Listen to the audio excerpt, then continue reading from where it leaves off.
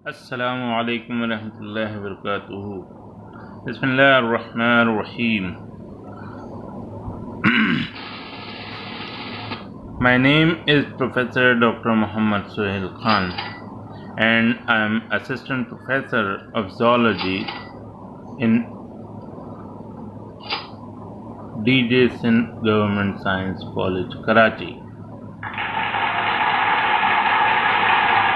आज मेरा टॉपिक है बायोमॉलिक्यूल और ये इसका पहला हिस्सा है।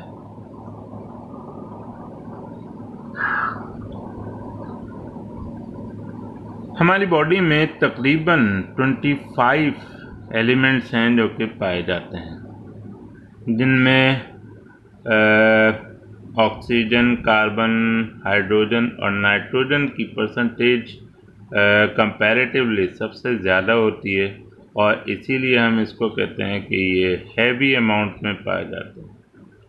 जबकि calcium, phosphorus, potassium, sulphur, sodium, chlorine और मैग्नीशियम वगैरह जो हैं ये हमारी बॉडी में लेस क्वांटिटी में पाए जाते हैं, जो तकरीबन 3.7% बनती है, जबकि ट्रेस एलिमेंट्स तकरीबन 0.01% बनते हैं और बाकी जो एलिमेंट्स हैं वो ट्रेस एलिमेंट्स कहलाते हैं। हम यहाँ पर इसको 1 by 1 देखेंगे।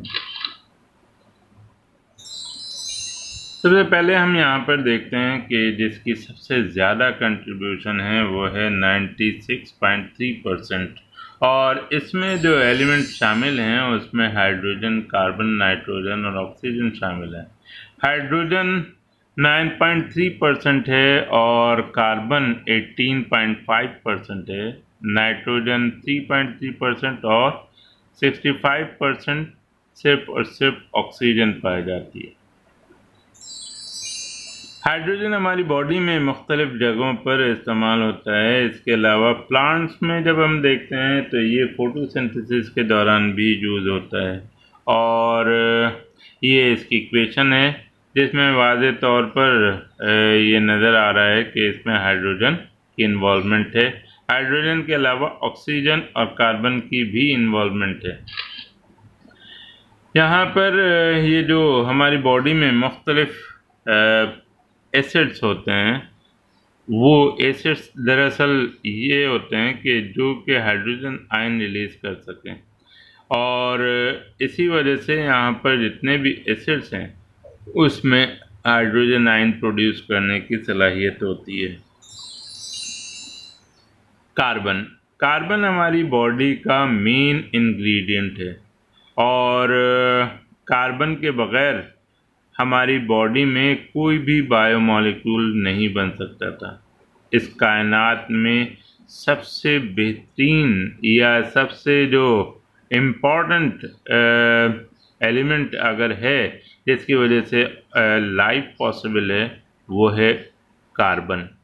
कार्बन टेट्रावेलेंट होता है और चाहे कार्बोहाइड्रेट हो, लिपिड्स हो या प्रोटीन हो, उन तमाम में ये बैकबोन का किरदार अदा करता है। इसके बगैर कोई भी कंपाउंड बन नहीं पाता। नाइट्रोजन बेसिकली अमाइनो एसिड्स बनाता है जो कि प्रोटीन सिंथेसिस के दौरान बनती हैं। इसके अलावा न्यूक्लिक एसिड्स, हार्मोन और कोएंजाइम्स में भी नाइट्रोजन शामिल होती है। ऑक्सीजन क्योंकि हमारी बॉडी में सबसे ज़्यादा है और इसकी जस्टिफिकेशन ये है कि हमारी बॉडी में सबसे ज़्यादा जो एयर है वो हमारे रेस्पिरेटरी सिस्टम में है और रेस्पिरेटरी सिस्टम में जो भी मकदार पाई जाती है उसमें हमारी बॉडी में 65% सिर्फ और सिर्फ ऑक्सीजन ही होती है। दूसरी कैटेगरी है वो एलिमेंट्स जो कि लेस क्वांटिटी में पाए जाते हैं और इनकी मकदार कलेक्टिवली 3.7% बनती है। इसमें जो एलिमेंट्स शामिल हैं sodium, magnesium, phosphorus, sulphur, chloride, potassium और कैल्शियम शामिल हैं। सोडियम 0.2% है magnesium 0.1%, phosphorus 1%, sulphur 0.3%, chlorine 0.2%, potassium 0.4% और कैल्शियम 1.5% पाई जाती है।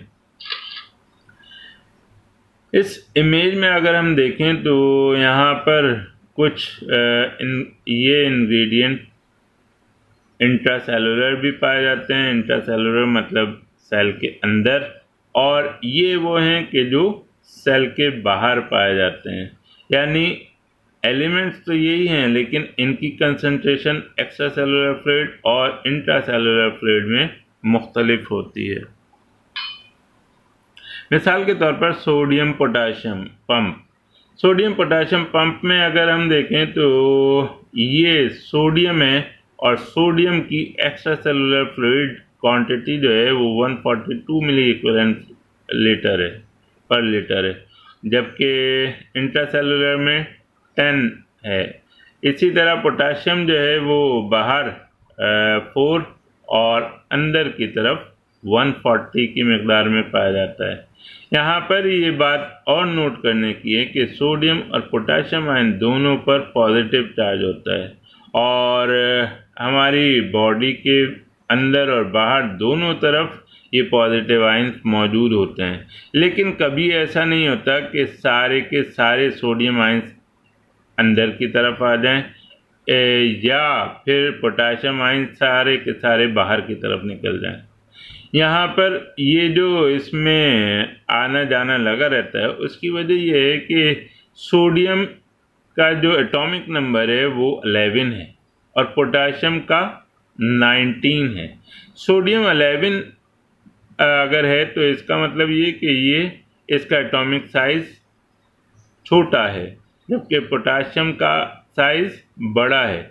और यहाँ पर अगर हम इस इमेज में देखें तो यहाँ पर ये 3 सोडियम आयन, यानी अगर हम करें 11 3 33, इनका जो एटॉमिक वेट होगा इन तीनों का ये तकरीबन ये 33 एटॉमिक मास यूनिट होगा, जबकि इसकी रिप्लेसमेंट में यहाँ पर बाहर से पोटाशियम आयन 2 आते हैं और 19 2 38, यानी ये 38 इनका एटॉमिक मास यूनिट होता है।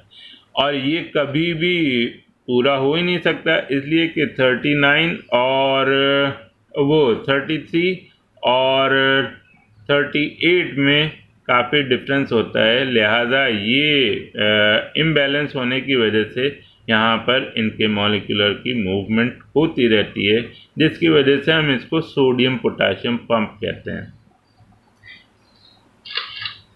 इसके अलावा जो हमारे मसल्स हैं उसमें भी ये एलिमेंट्स पाए जाते हैं, और यहाँ पर अगर हम देखें तो ये जो न्यूरोट्रांसमीटर है जिसका जिक्र बाद में भी आएगा, ये मोटर एंड प्लेट है, और मोटर एंड प्लेट से यहाँ पर न्यूरोट्रांसमीटर रिलीज़ हो रहे हैं, और न्यूरोट्रांसमीटर रिलीज़ होने के बाद दूसरी जगह रिसीव हो रहे हैं। इन तमाम एक्टिविटीज़ के लिए भी इन्हीं मुख्तलिफ एलिमेंट्स की ज़रूरत होती है।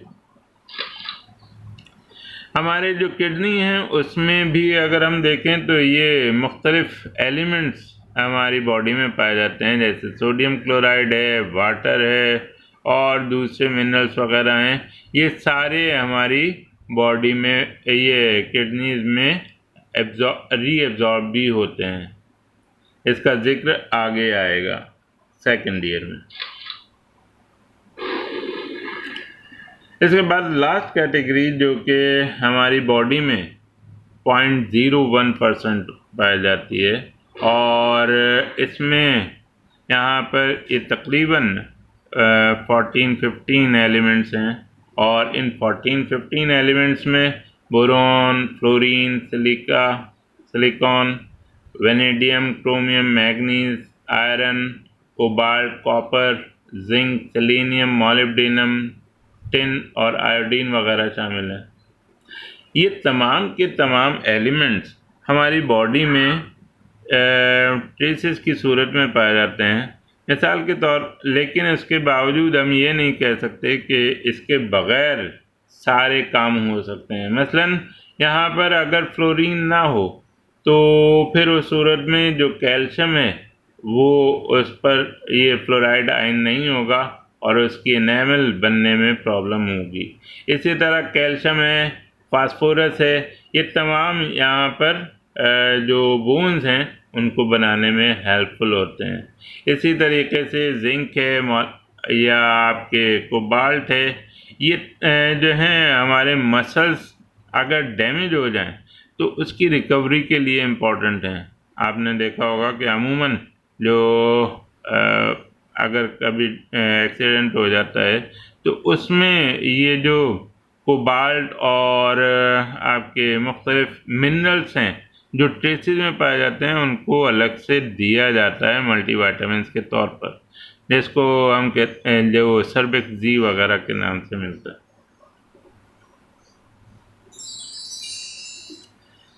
इन बायोमॉलिक्यूल का रोल कहाँ कहाँ पर है, अगर हम यहाँ पर देखें कि तो ये इनका एटॉमिक स्ट्रक्चर है, फिर ये इक्वेशन के हवाले से, और ये अगर हम देखें तो ये न्यूरॉन्स हैं और न्यूरॉन्स में फिर ये क्रोमोसोम है या ये सेल्स हैं, ये डीएनए है, इसी तरीके से ये भी सेल्स हैं, ये बैक्टीरिया हैं, इसमें ये जो क्लोरोप्लास्ट वगैरह हैं, फिर उसके बाद ये ग्लूकोज मॉलिक्यूल है, ये जितने भी हैं या बैक्टीरियोफेज है, इन तमाम जगहों पर जो भी बायोमॉलिक्यूल्स यूज़ हो रहे हैं वो इनको स्टेबल करने के लिए होते हैं या इनकी सर्वाइवल के लिए होते हैं।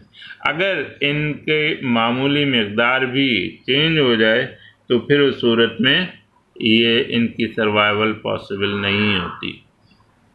यहाँ पर इस इमेज में अगर देखें तो यहाँ पर इन्हीं बायोमॉलिक्यूल्स को आइडेंटिफाई करने के लिए मुख्तलिफ टेक्निक्स बताई गई हैं।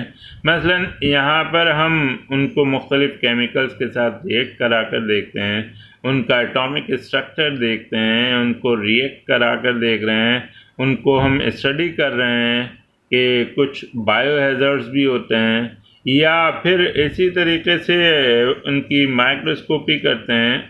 मसलन मुख्तलिफ जो सेल्स हैं उन सेल्स में ये मुख्तलिफ मॉलिक्यूल्स अप एंड डाउन करके देखते हैं, उनकी मकदार को कम ज़्यादा करके देखते हैं कि उससे क्या इफ़ेक्ट पड़ता है बॉडी पर। इसी तरीके से जो डीएनए है, डीएनए को एनालाइज करने के लिए भी हम डीएनए जिन चीज़ों से मिलकर बनता है वो तमाम के तमाम बायोमॉलिक्यूल्स ही कहलाते हैं। इन्हीं बायोमॉलिक्यूल्स को अगर ब्लड कहें तो इस ब्लड को कलेक्ट करने के लिए हम ये सिरिंज यूज़ करते हैं, उसको टेस्ट किया जाता है लैब वगैरह में।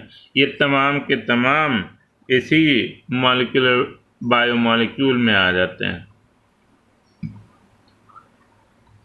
हम ये तो एक छोटी सी समरी थी और इसके हवाले से अंदाज़ा है कि बहुत सारी चीज़ें इसमें रह गई हैं। अगर इसके अलावा आपके जहन में कोई इंक्वायरी हो तो ज़रूर बताएं।